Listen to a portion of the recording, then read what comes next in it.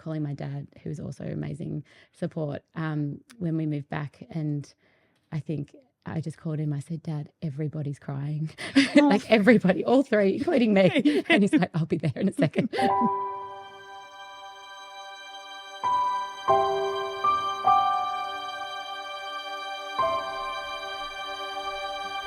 Hello everyone and welcome back to No Place Like Home. I am your host Kath, and today I have the great pleasure of inviting Megan. Thanks for coming, Megan. Thanks for having me. So exciting. I obviously know a little bit about you already, but we're going to talk today a little bit about you. Just want to find a bit about your background, and a bit of family, a bit of work, before we dive into some more juicy stuff in our next episode. Tell us a bit about you. Oh, wow. I am the mum of 3 gorgeous kids. I think we're going to talk a bit about them today. I am also a school teacher by training. I haven't been in the classroom for a little while, and we're going to talk about that later as well. And I'm being kept very busy with business and life with 3 kids who are now 11, 8 and 7. And yeah, that's just all the that's juggles. us. Yeah, the juggles. Yeah. So what happened with you getting into education? Like what spurred you into that direction? Yeah, I actually started off in a completely different career. I did commerce arts at uni and went into the corporate world for a little while, and I realised pretty quickly that really wasn't for me. And I always had a burning desire to work with kids. I was always a nanny from all through uni, even before that, even through school. And I loved working with kids. I come from a family of educators. My mum's a speech pathologist. We've got teachers and OTs and all sorts of education professionals in our family. And I knew that's what I wanted to do. So at 26-ish, I think, I went back to uni to do a Masters of Teaching, which I absolutely loved. And then dived into the classroom, working as a high school teacher, but my area was mainly year 5 to 8. So I loved those ages. I really, really enjoyed that. And my area was humanities, so anything and everything from history, geography, politics. I worked a lot with kids transitioning from grade 6 to year 7, which I also really loved, like supporting them through that really tricky time. And now I actually have a grade 5. So I'm sort of experiencing it from a whole, my own, going through the journey personally at home now with my eldest. So that's teaching, and it's a great career. Not so great once you've had kids of your own. It's a little bit tricky, and that's why I've sort of ventured into my own business. It's still in the education space. So how long were you working as an educator, so in that system, before you actually stepped into having your own children? I was working, it was probably about 6 or 7 years before having Harvey, my son, and then I went back after I had him. So I did the job share thing until I had my second child, and then I was at home and had my third quite quickly afterwards, quite a little bit unexpectedly, unplanned.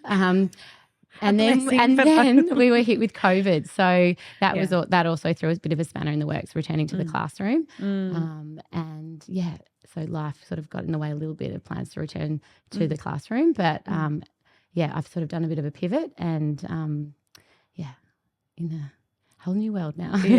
Yeah. Was your family starting with Harvey? Was that a planned thing for you, like that journey? Yeah, definitely. My husband Andrew, who Kath knows as Cookie, that's actually his real name, but I was like, you're like, who is this person? He and I were always really keen to have kids, and we were lucky enough that was quite easy for us. Like we there was no setbacks, and we were really blessed with having Harvey. I was around 30 when I had Harves, and then the other two came pretty quickly soon afterwards. So what was your pregnancies like? Were they all different or? They were all fairly straightforward, to be honest. Yeah, I again was really lucky. I was teaching right up until having Harvey and Rosie. So, I mean, that got a bit tricky towards the end, but I still say that having 100 kids in my care is almost easier than having one. Nothing quite prepares you. You're not overly responsible for them after they leave. So yeah. So no, I was really lucky. And then with our third, Annie, I was at home with the other two. So that was pretty hectic. But really, really pretty smooth sailing. Yeah, I was lucky. So did you do what most people do and plan for the actual birth itself? Like, what did that look like for you? Well, being a teacher, I was very prepared. Well, I thought I was with Harvey. This is the first. And I had, the mood board, visual images laminated, of course. Being a teacher, everything's laminated.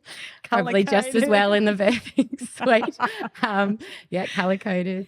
And I had the stones to tap and the ball massage balls, juggling balls to squeeze and the whole thing. And Harvey was a really long labour, so something like 36 hours. So I literally had to use every trick in the book. And funny, I was talking to Cookie last night and he goes, I'll just never forget the massage that I rubbed your back for like hours. I'll never forget the smell of that moisturiser. It's like haunts me. So it was a really long labour and I definitely had to use every trick in the book. But I was really lucky, like no intervention, no drugs. I was very lucky that it was smooth sailing with him. As hard as it was. And what you had planned in general? I think so. I think the one thing I didn't plan for was the recovery, like actually after the labour. I think Harvey was the firstborn in our family, so on both sides, with the first grandchild, and he was born, I think it laboured all through the night and it was pretty intense, and then he was born at 7:30 in the morning and then literally the visitors started coming in the birthing suite still. Like we hadn't even left the birthing suite and there were people. And so I think all day I had people coming in and I hadn't slept for probably 2 nights at that point. And then you've got a new tiny baby that, you're not sleeping then. So that I think we learned that with the second and third, it's just, you just need some time just to recover and the little baby's still going to be there for everyone to meet when you're ready and you're feeling strong and rested.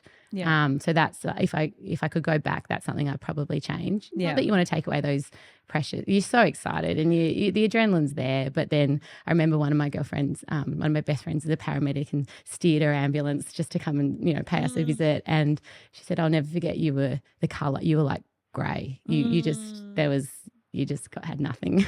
And just needed to rest. That's all.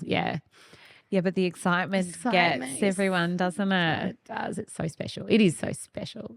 I feel like one of the things that was very interesting that came out of COVID, and I remember because I had a COVID baby myself, but was the hospital just loved it because you had that time to connect with your baby that you don't normally, because you've got a flurry of people in, whether it's first, second or third or wherever it is in your journey.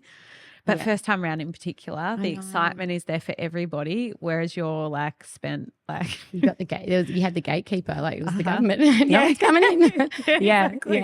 I know. I hate to say it, but by the time I had my third Annie, we were down in Geelong, and I think we had like one visitor. So sorry, Annie. You were done.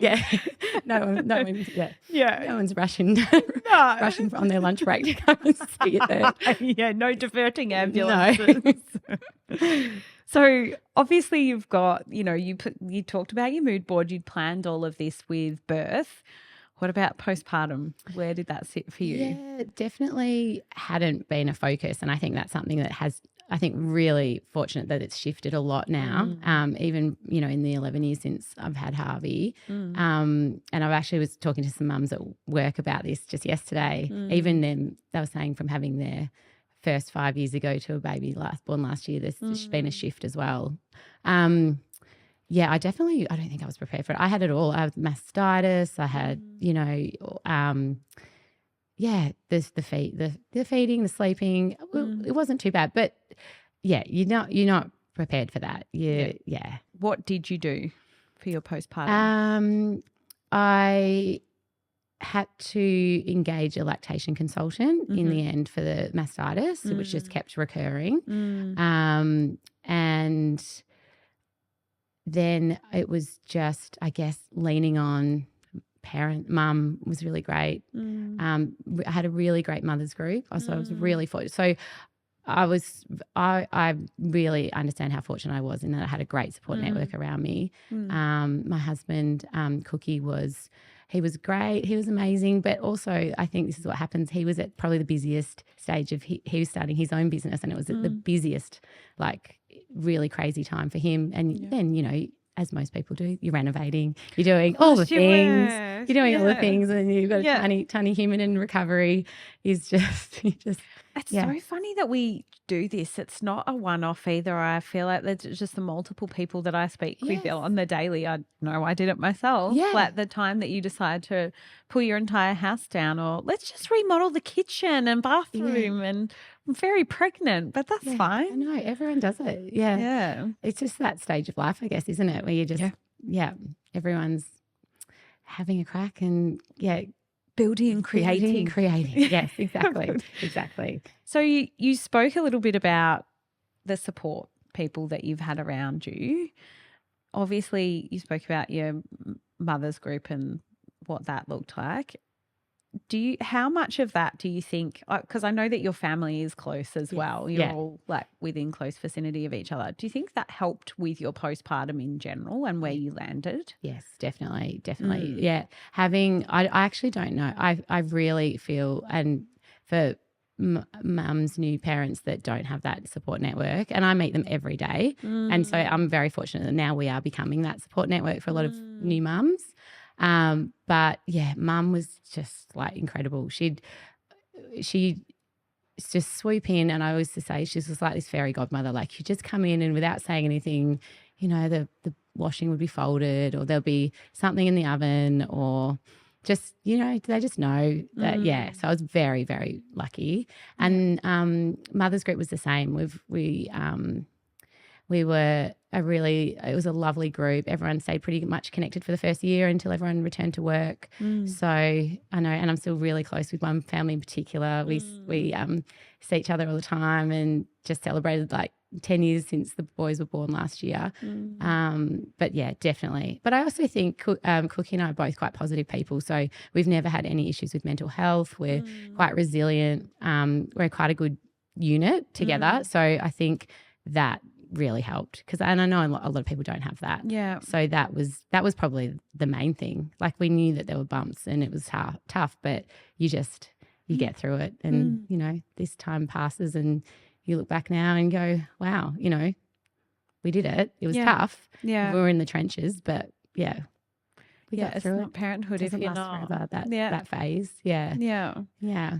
So like, your attitude towards your postpartum and in general your journey was obviously an important part for you. But talk about, like, can we talk about the difference between first, second and third? Like, what did that look like for you? Obviously you learn a bit from each, but did that? How so different. I think, and you'd hear this all the time, nothing quite prepares you for the first. Like there's nothing. It's the steepest learning curve you'll ever go through in life, and there's nothing you can read, or, you know, I was obsessed with watching that show set in the British hospital. It's One Born Every Minute. Oh my God. Is that it? Yeah. And I just was like, I just want to know everything that could possibly happen. The birth. Yeah, about the birth. Yeah. Yeah. And so I felt like I was just like, I want to be prepared for anything that could come my way. But then, like you said, it's the afterwards that's the hard part. Yeah. So such a steep learning curve. And then with number 2, with Rosie, my second, she was great. She was a really good delivery. She was my best. I was so like, everyone just leave me alone. I know what to do. Go away. And by number 3, Cookie was having a snooze on the couch in the birthing suite. He's like, you've done this before. You got this. So, wake me when it's done. Wake me when it's done. Good on you, Cookie. No, he was awesome. But yeah, definitely the transition from having 1 to 2 was a little bit tricky, but I think you're just so much more relaxed. You just, I remember just going, okay, well, Rosie, you're just going to have to be swaddled, dummy in. We didn't have dummies with Harvey. It was rocking, patting, Like you got the time then, don't you? Yeah, it's like, no, you just got to sort yourself out, love. And she basically, that's her actually to this day. She just, she's Miss Independent, gets on with it. She was really tiny when she was born and was actually not super tiny. Sorry, I shouldn't say that. She was a normal size. I know there's super teeny tiny babies born all the time, but they picked up an infection when she was 1 day old and she got rushed to special care and spent it wasn't long. It was only 5 nights, but it was a different experience because we went home from the hospital without her and then did the in and out expressing. She was fed express milk with a little bottle and then never really took to breastfeeding after that. I think she was like, oh, this is easy. I'm just going to go with this. And very different from first time where I fed Harvey up to probably 12 months. Rosie, she struggled to feed because she was smaller and then she'd been given the bottle in special care. And then, because she struggled to feed, then we had to sort of comp feed and then the stress around that is well, it's a challenge, challenge, and then isn't it? Well, you worry about their weight, and you just had to we had to just sort of make that call. I think it was around 3 months that she just needed to go with the bottle. So that was different. And then when I had Annie, my third, there was a risk that she was going to have that same infection. So when I was in labour, I had to go in pretty early to get straight onto some antibiotics. So it was different, but she was okay. She was fine. She was a good size, and again, just leave me alone. Let me get on with it. Yeah. Each of your postpartums, did they look completely different for you? No, they were all pretty similar. As I said, I was really lucky. Like my births were like no drugs, no intervention. So you had really, a good tribe. I the recovery was pretty good, and I had no major like health issues or it was pretty good for me. I was very lucky. So very different preparation into postpartum for each as well, given you've got subsequent children. Yes. And then you're doing the juggle, but like your community kind of helped you, do you think, go through that? Yeah, I think when I had my third, we were living away. We were actually building a house in Melbourne, so we were living in Torquay. So we were away from our network, which was so much part of our the recovery and the postpartum with Harvey and Rosie. So with Annie, it was very different. We literally moved to Torquay, and I found out the day we moved in that I was pregnant. So we were due to be living down there for sort of 18 months to 2 years while we built. And we ended up cutting that short because she came along. But my whole pregnancy with Annie was down in Torquay, was down in Geelong. So a lot of friends, if I hadn't seen them over that time, they're like, oh, there's another one. The kids are only 15 months apart, so they're very close together. The girls. And then it was very different because I didn't have like even the thoughts of like, okay, if I go into labour, who have I got to call? Because you've got other kids. Because you have the other kids, and Cookie, my husband, was commuting to Melbourne every day for work. So even though we were living in Torquay, so it was long days on my own. Some gorgeous friends were living next door, but they were our like one and only friends down there that we could call, and they, had lives to live. They didn't just put everything on pause. And so, there was that fear of going into labour and not having anyone. So I think that played on your mind. And we were lucky enough to meet an absolutely gorgeous nanny who was just so beautiful, and she actually is now a nurse at the Royal Children's. So if anyone comes across her, she's just heaven. So that played a really big role in supporting our family through that time. She did, Dom, and then Mum. When the night I went into labour with Annie, Mum was meant to be doing something at work, and she said, you know what, I just feel like I need to be down in Torquay. I'm just going to go down, and I'm just going to get in the car and go down for the night.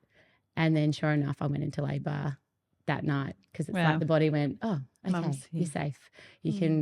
You're ready. Like you can do this now. So that's what happened. So I went into labour that night, and then Annie was born the next morning. But I do remember with having the 3, so it was 3 under 3.5. So it was a pretty hectic house. With the feeding and also being acutely aware of how hard the feeding was with Rosie. And there's just chaos. Like, I've got a 3.5-year-old boy. I've got a 15-month-old baby. A baby. Basically. Yeah, a baby. let's be clear. I was walking around holding 2 babies most of the time. Yeah. But they're jumping. You're trying to sit on the couch and feeding and you're getting climbed on. Like that because that's just what they do. That's what they do at that age. It's so funny when you think about that. I remember having the best advice given to me by a maternal health nurse when I was I was very pregnant with Winnie, my second, and Jude was with me and he was a very tactile child. And she said to me, when you have this baby, let Jude climb all over you. And I was like, pardon? Gone are the days where you sit quietly on the couch and feed and it's that one-on-one time. Once you've had more children, it's just the struggle. So impossible, isn't it? But when I did have those moments where I had either Dom out, then our babysitter or mum or someone around, I'd be like, I just need to go into the other room and just close the door and just feed this child and just try and get a decent feed into her. Just because you're so distracted. Yeah. And then not having a history of mastitis, I was like, oh, if I don't focus on this is chaos. Not going to be good for anybody. Yeah. So, very different experience with number 3. And we actually ended up moving back to Melbourne sooner than we planned just to have that support around us. Yeah, it's a different ball game, 3. Yeah, it really is. I think I remember calling my dad, who was also amazing support, when we moved back, and I think I just called him. I said, Dad, everybody's crying. Like everybody, all 3, including me. And he's like, I'll be there in a second. So, as I said, I really feel for people who don't have that person at the other end of the phone to call. I think about it a lot, how lucky we are. Yeah. Community is such a big part of reintegrating back into it, which really is. I know we're going to talk about in our next little episode. We have learnt a lot about just a little you as well, a snippet about you. Something that we love to ask everyone that comes on is what do you think of the current state of postpartum care and what would you change? Well, I think my understanding of it at the moment, having 11 years is a long time since I feel a lot has changed since then. And so I guess I'm informed by the mums, the parents that I meet at work coming into work. And I just feel like there's more services around now and a more of an understanding about the mental health of mum, because if mum's not okay, no one's okay. That's it, isn't it? Yeah. And so focusing on that, I hope, I feel like from what I understand is that there's a lot more support. There's a lot more out there. There's great postpartum physios and special places like this, like Home coming up to support mums. So I hope it's changing. I really do. Yeah. Yeah. Yeah. I've loved talking to you, Megan. Thank you. Oh, stay tuned for this next episode when we come back and talk more business. This podcast represents the opinions of our hosts and their guest speakers. Views and opinions expressed in the podcast are our own and do not represent that of our places of work. This podcast is for informational purposes only, and content here should not be taken as medical or professional advice. Please consult your healthcare professional for any personal recommendations and medical care. While we make every effort to ensure that the information we are sharing is accurate, based on the best available information at the time of recording, we will welcome any comments, suggestions or feedback via our website, contact form, home.com.au/contact. Names and details of personal experiences may have been changed to allow anonymity and privacy. To join the conversation, join us on social media at Home Postpartum.